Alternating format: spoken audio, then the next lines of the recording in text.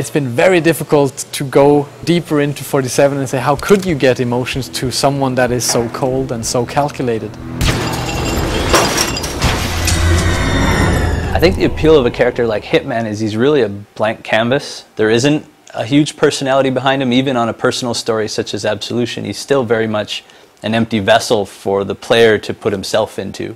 Well, we definitely have some legacy there. We have some long-time fans that expect some certain things from the franchise as well that we're delivering on. And but on top of that, the bar is moving all the time, so everything needs to be more epic in a way. And we really focused on that. You know, compared to the early installments in our game, this is the way most cinematic, epic experience we've done. The most ambitious project in IO, definitely. I think with all the Hitman games, you sort of enter this universe, and the rules of that universe aren't necessarily the ones that you live in, and you can sort of acclimatize yourself to that and live vicariously through them. We started up a very small concept team on Hitman 5, as it was called back then. We were told basically that everything was allowed. It was we kind of did 4 games in a row that was very much an evolution of the same game, you could say. They got kind of beefed up more and more, and kind of features got added, but still the general approach to the game was the same. So we wanted to see how much could we kind of tear apart everything and kind of rebuild all the features, the mechanics, and the way that we did level design and storytelling to something that was an improvement of what we had. The very start of the project is very hectic and creative. It's a wonderful time to be a concept artist because it's all about crazy ideas. We don't really know where we want to go yet. The story hasn't been defined. Everything is in flux. For us on the Absolution team, it was kind of a new approach that we had quite a lot of time and we had quite a lot of effort going into the very early stages with the story. So for Absolution, we wanted a more personal story, and we wanted it to revolve around 47 himself and him driving the story forward. We have this central character to the franchise, which is called Diana Burnwood, which has been with him through all the games. And the first thing that we do is to tell 47 that he has to go and assassinate Diana. She's been betraying their agency, and she has broken out. She's taken this girl called Victoria that is very important to the agency, and 47 has to go and kill her. 47. So this is the first mission that you encounter as a player. Naturally, there's a lot of questions from the hardcore fans and the community to, okay, this is a very strange step for us to be taking, but it's also, if you look at it from a dramatic point of view, it's incredibly hard to take a character that basically has no emotions in what he does and say, how do we make this character have any kind of emotional response to something, and taking something that is very close to him and kind of exposing that is a way for us to also shake him up a little bit. It's a personal journey for Agent 47, and you really get closer to him and you really learn more about him.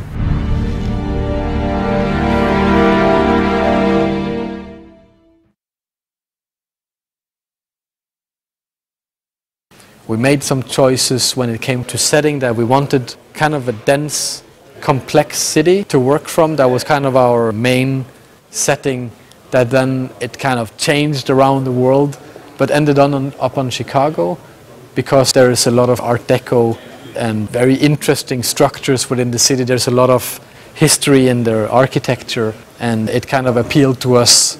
Every level starts with a brainstorm where we have an idea. Would it be fanciful to have a level take place in a factory or in a high-class mansion or in a derelict library like we did in the E3 level? And of course all these levels have to follow the storyline, but it always starts out with like an idea. And we make a really high concept of it, which is just an inspiration for everyone that is going to work on it. They see it, oh, it's this type of style, it's this type of props that are going to populate the level, and it's maybe this type of time of the day with the lighting. This is what we're going for. Once that is done, the level designers actually start building a level out of just mock-up geometry. Mock-up geometry doesn't look good, but it has a purpose, that it just tells you where your covers are, where your walls are, basically how the level is. Once they are done, and they are confident that they have proven their gameplay on the level with the patrols and the kills and accidents that could happen on the level, they give the mock-up geometry back to the concept department that starts to paint over and create the style of the level and specifying all the small assets that are present on the level. After we are done, the 3D artist can take over and start populating it, and at the same time also the character artist can take the character concepts and create the assets that will be on the level.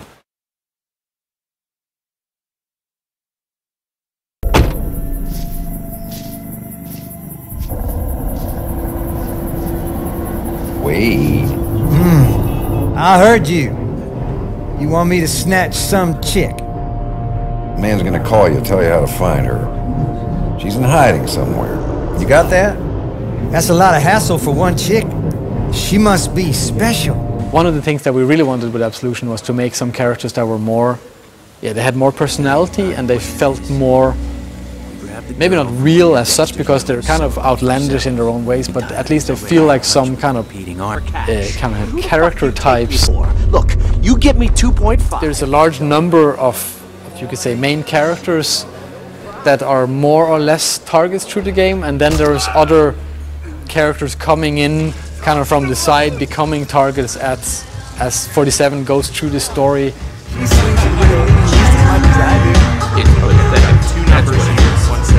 Some characters, they really bring up emotions in people, and I think this is one of the kind of the central points for us with Absolution, is also to get some emotions into the game, into not only the main characters but also the NPCs in the game.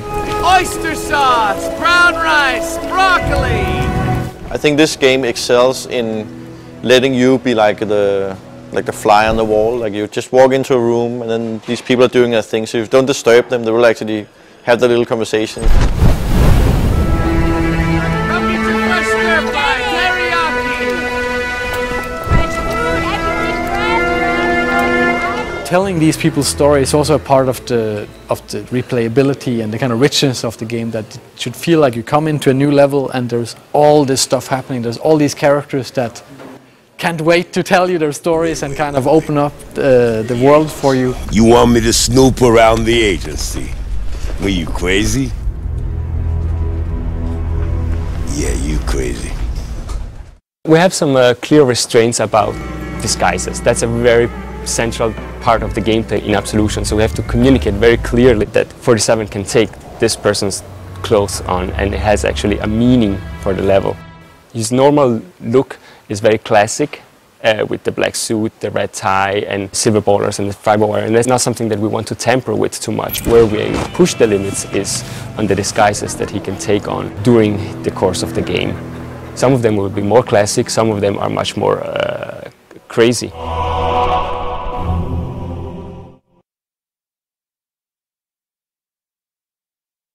When it comes to inspiration, we're very inspired by movies in general. I think there is a big love for movies on the team. So taking those elements and using them within the levels, you can say consciously or not, is something that we're constantly doing. We have these kind of what we call the driving montages when he goes from Chicago out into Hope, which is inspired by classic road movies, and it's giving 47 kind of a different side. It's adding to his character, that he's doing things that you haven't really seen him doing before. Can you talk? You're not going to believe this. Tyler asked me to go to California. The script has gone through a lot of revisions since I've been on the project. When I first came on, it was written mostly in-house and by one of our main dialogue writers, and a lot of scenes were being rewritten by Tor himself. Our creative director stepped in at one point and wasn't happy with some of the scenes, so we ended up farming the script out, and it came back and it matched the gameplay, and we were really happy with the new version of the script. We got to LA to shoot it. We broke it down into the different scenes, of course, and got ready for shooting. And once we were in LA and we had the actors on set reading the dialogue, we also found a lot of moments that we could plus with with just a little bit of interplay between the characters and build the scenes up a bit more than just straight off the page. Then once coming back, so many changes in the gameplay and some levels being cut and some new ones being added. The story had to follow along, so some story moments got changed and revised and some got cut completely. The animators could change quite a bit by changing like arm movements and lip sync and stuff like that, but sometimes we had to redo like full movements, and then of course we'd go down in the basement to the mocap studio and then re-mocap stuff. And there's also like brand new scenes that came up that would be redone. I think all manner of changes are very normal for the gaming industry. It is oftentimes a bit of a trial and error process because you have an idea, but until you can really see the idea on screen, it's difficult to say, yes, that's exactly what I had in mind.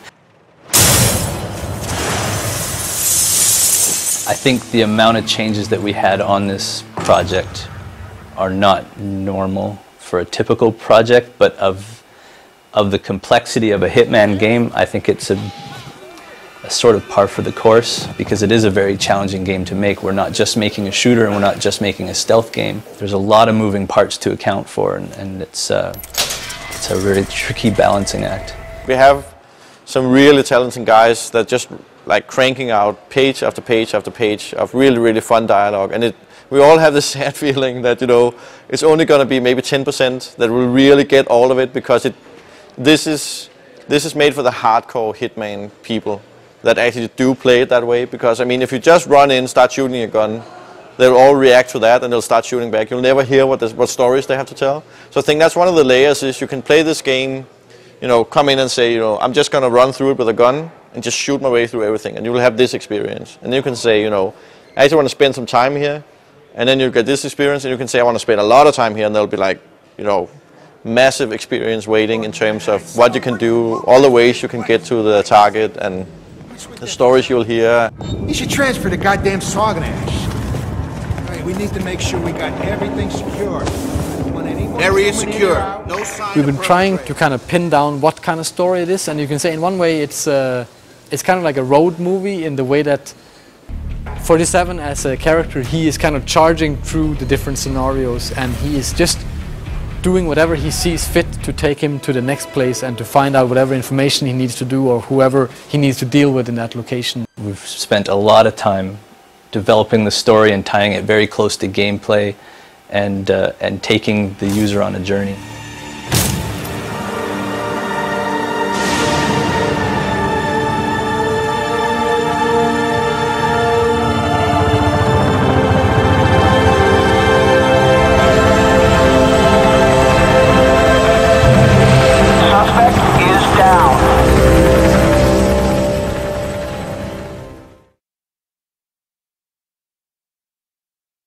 The whole audio direction, and you can say the dramatic score part of the game, it's been a very strong focus from the very beginning, because we knew with a game that is so, you can say, open-ended as a Hitman game is, the player can always do whatever he wants. He can go any direction and kind of take on the game in any way that he wants. We have to have a very dynamic, you can say, music system that supports a dramatic experience no matter how you want to play the game.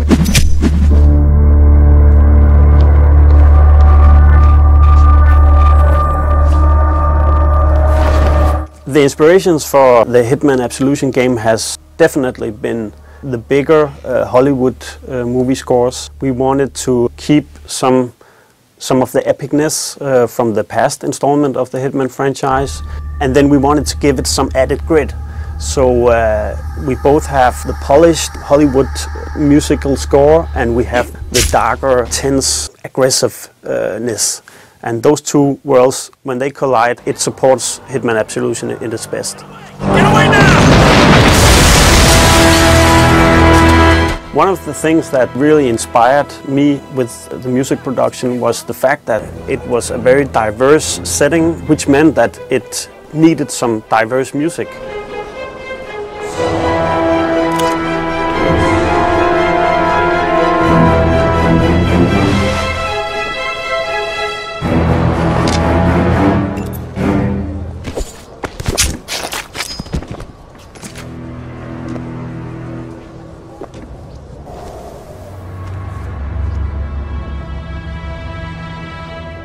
We are working together with a very good sound team here in IO, and they are, they're really good at understanding how to fit every little bit of music element with the AI. So you obviously have a main score, but they are very capable at breaking that score down in different tracks that are either very ambient, like the AI, or action-based or fast-paced tracks, and they really understand how to blend these seamlessly.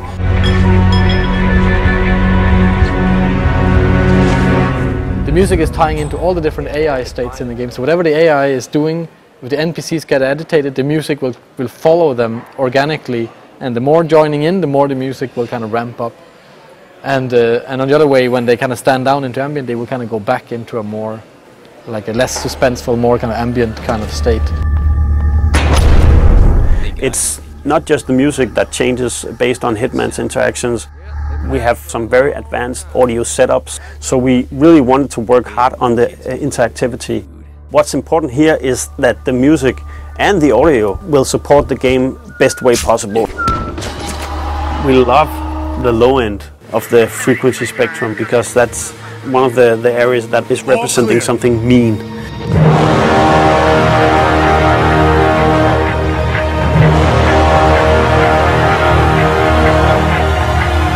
So we pay a lot of attention to actually the whole frequency spectrum within the whole audio production. So it's not just a lot of audio getting thrown in there. We know that the dialogue is sitting in the mid-range of the frequency spectrum, and we sort of try to design the music and the rest of the sound effects design around that. Come on in here. Amos, waiting up, better not be you again. I'm going to tell your mama you're here. So the way we use the dialogue is really to base the sound effects, the sound design and the music around the dialogue, because you can say a dialogue line in many ways. Come on, fucker, work, come on. The way we handle dialogue this time around has been quite different compared to the other Hitman games, in that we have had the opportunity to work with some really great voice talent from America. And instead of just doing a lot of ADR recordings, we were actually lucky enough to have them in the same room while they were recording the motion capture. We also recorded the actual voices. And that has brought a new level to our believability in the dialogue and the overall storytelling for our game. Hot sauce is a big hit, huh? I think the guys have been spiking their beers with it. Dialogue is the most important piece of audio in the game. It's not music, it's not sound effects. If you don't believe in the dialogue, and if it doesn't tell the story correctly, you don't have a game. For years, Diana Burnwood was my sole handler at the agency. She supplied information and secrecy, and I sold perfection. Together, we had trust.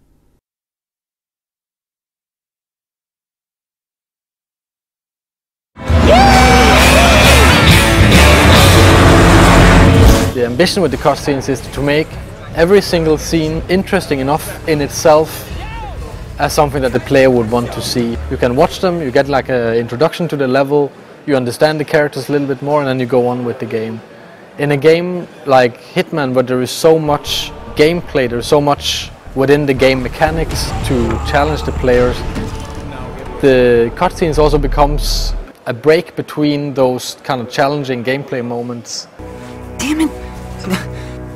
Mr. Dexter is not someone that you want to mess with. I think cutscenes are getting better and better. They're actually much better at using the language of cinematography and like movie storytelling and making compelling stories and characters. And this is just a natural evolution in games to lean on what we've learned from cinema. We're actually treating it like a classical movie. We're trying always to have like these, really slow dolly moves and shooting from outside the doorway into the room and trying to have this like subtle treatment of it, and it actually works really well. We have like an awesome team of animators and environment artists and lighting and comping and the composers and sound designers. I mean, a lot of people are working really hard on making them. Alright, what is it worth to you? Name your price. If they convey a sense of motivation to play the game, and we've taken a lot of care to add that to Hitman Absolution. It's all well and good to be given a task to go and you have to take out a certain target, but if you can apply an emotional reason or a really solid motivation to do that, it just makes it more enjoyable and a lot more fun to play. Now listen to the city. If anyone mentions the girl, you know what to do. I'll call you.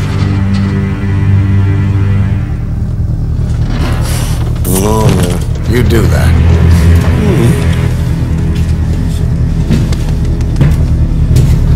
We started out wanting to do motion capture and then do voice acting separately and kind of combine this as a classical way, at least for us to produce cutscenes. But we were allowed to hire real professional Hollywood actors and do the performance capture, which is basically doing motion capture, facial capture and voice at the same time.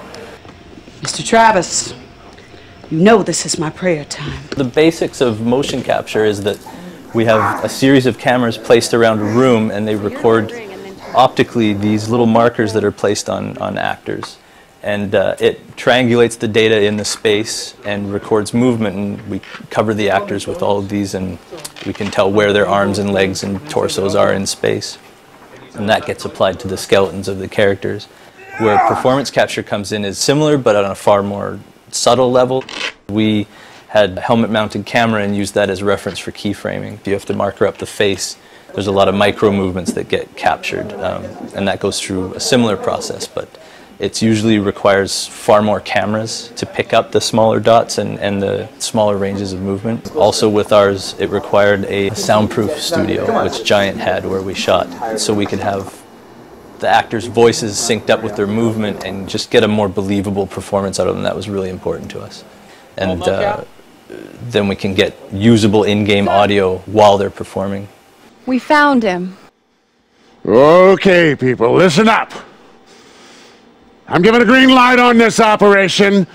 I want 47's head on a platter in front of me ASAP! Sir, don't you think that our priority is on reacquiring the girl right now?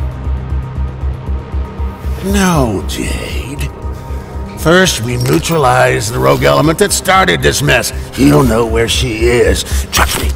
We get 47. We get the girl. We can't afford to fuck this up! The casting was a decision that was made through a group of us. So it was myself, Tor, our game director, Tom, our PR manager, and Jamie Mortellaro, who works with Technicolor, who helped us through all of this with audio recording and setting up the mocap shoots. Some of the actors that we used, Powers Booth for Travis, Marcia Thomason, Isabel Furman, Larry Cedar, Vivica Fox. Mary, Mother of God, we confidently undertake to rebuke the attacks of deceits of the devil. We had 2 utility actors, we called them, on set, and they haven't been brought up a lot in the background, I think, because they're not well-known names in acting. It was Shane Stevens and Colleen Foy. Even the actors on set were just in awe of them. They were incredible, and they were couldn't have done it without them. It was quite interesting because I feel that a lot of these actors actually feel like this is like a new unexplored territory. They can play around more because it won't have their likeness, like it will just be some character they're playing. So they feel, I think they're more liberated and have more fun with it because it's never going to be, you know, this is my face on that character. Many of them have never done performance capture before. So they would see the screen where they would see a live feed of their characters from the game. All of a sudden they were the character that was written from the script that you've been working with. So that was quite an amazing experience, not just for us, but for them as well. Mercy! Mercy! No! Wait! Except I'm supposed to say Travis is obsessed with me. I got one more thought. Mm-hmm. Just a few more. Couple more arm. Me? Okay. Yeah, just a couple more of those. The actors did have a lot of good suggestions, and they would say, this feels like out of character, and we'd be like, that's true, and we had a lot of back and forth. So we spent quite a bit of time on working with their voices, and getting a little deeper into the characters, like giving them some layers to the performances. The physicality and the origin of it is very much on the actors' shoulders, but from that point on, the animators' involvement in it shouldn't be really sold short. They add a huge amount of emotion and of physicality and everything to the scene. I think people will pick up on the uniqueness of the characters and the strong personalities that we put into them. And I hope that you can still see through, even though we didn't use likeness of the actors, that you can still see some of their mannerisms and their takes on the villains or the heroes of the game. You know your place. Well, I like that in the barber. There's a convergence where the line between cutscene and gameplay is blurring, and it's a major goal for a lot of AAA games, is to have it as one fluid experience and not take the user out of the gameplay and really immerse them in the story and the characters and the universe that we've created. We've all been through it. I got your back. Don't worry about it. Yeah, thanks. Not again. We really wanted 47 to feel like he was unstoppable and that he was reliable. So as a player, if you control him, you could rely on him to perform the actions you wanted. And that if you screw up, then it's because you screwed up yourself, not because you couldn't handle the game or you didn't understand what 47 was capable of. We basically had to build up all the mechanics from scratch. So in a good way, we could then assess them and take things like very central features like the fiber wire mechanic, which was pretty iffy in all the games. It was, our fans, I think they refer to it as the dance of shame. It's like when you kind of dance around someone with a fiber wire getting into a crouch and up and trying to get into the sweet spot behind the guy. It's not, it doesn't make you feel like the most powerful assassin in the world. So it's okay, fiber wiring someone should be easy. It's getting them in the right spot that should be hard. And this was more the approach to the whole mechanic side, that you should feel like a great assassin, but it should be about containing the situations that is the challenging part of the game. So that meant that on the mechanic side we had a lot of work that we had to do. There's a change for all four. There's coffee in there, you fucker! Throughout the game you don't have your handler. You had Diana in all the previous games, right? And that meant that we could always tell you exactly what you needed to know. And in Absolution he's on his own. So there are limits to what we can tell you, and if we want to tell you something we have to introduce other characters like Birdie in the early parts of the game who can actually give you some information about what you're going to do. So bring your mean ass to my home. And that means for all the situations we really have to be careful about how we stage them and how we ease you into the different options that are in the level, because Diana won't ever tell you what happens in this game. I need information. Well, that's my business. Information. You need information, I find information. At a price, of course. And that was an initial pretty big challenge for us, coming to terms with something that's actually been a core part of the franchise for a long, long time, and now we had to stand on our own feet. And in that way I think we were a little bit like 47. We felt a little bit lost at some time, saying, okay, the player needs to know this area, he needs to know that these are the options, he needs to know that he's going here and it's roughly going to end up in this place. But how do we tell him?